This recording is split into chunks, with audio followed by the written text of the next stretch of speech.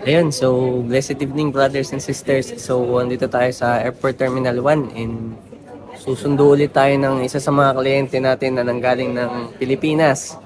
Another direct flight from Philippines to Dubai, UAE.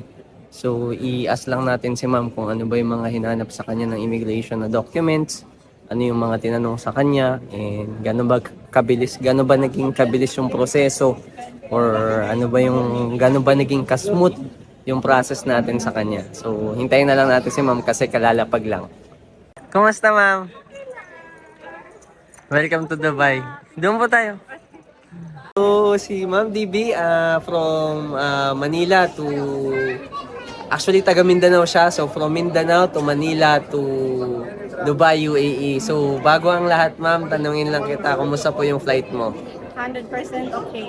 100% okay. Ayan. Ano po yung mga documents na inanap sa'yo ng immigration sa Philippines? Okay. Visa, Visa, kontrata, kontrata, PIDOS, PIDOS, BMW, DMW, medical. medical, ayan. Passport, yun, matik yun, importante automatic. yun, ticket. Ayun. Tapos, ma'am, kumusta po yung process natin, yung Yung process process natin? natin, 100% legit, recommended Sir Chilty, Ayun. journey makers, 100%. Sa page lang, Page sa WhatsApp, Facebook, WhatsApp, andun lahat yung information ni Sir Chilty sa Facebook. Doon din naka-attach yung sa WhatsApp number. yung process natin, ma'am, gaano katagal? Yung process namin, almost 2 months lang. 2 months lang. Pinakamatagal na yung 2 months. 2 months. Ayun. Actually, ano po, natapos process namin, parang more than 1 month pa lang. Parang 1 month and 1 week or 1 month and 2 weeks. Siguro, most probably.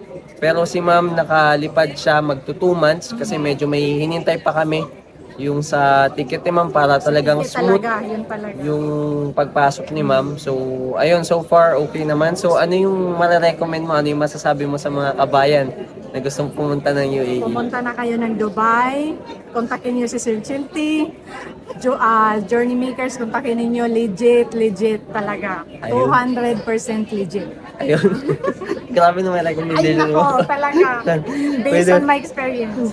May dami, ang daming pasalubong ni ma'am. So, thank you so much. Thank you so much po, ma'am. And welcome to UAE po. God bless you. Bye-bye. Ayun. So, okay na si Miss DV. Nasundo na siya ng kaibigan niya, yung tutuluyan niya dito sa UAE. So, yung process na ginawa namin is same. Same sa mga nauna kong kliyente.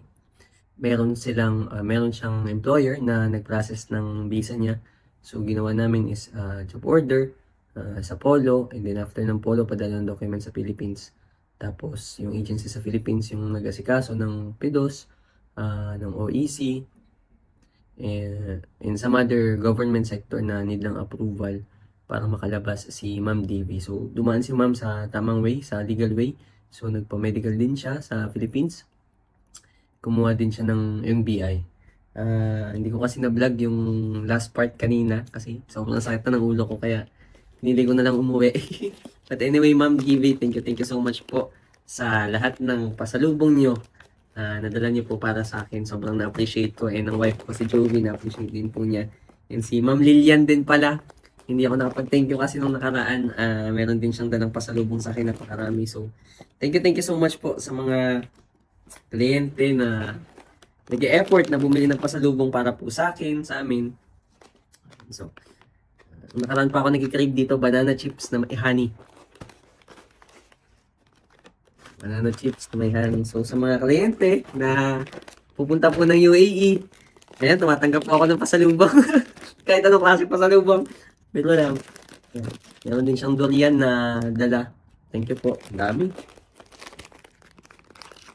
Kasi galing siya ng Mindanao. So, ito yung specialty sa kanila.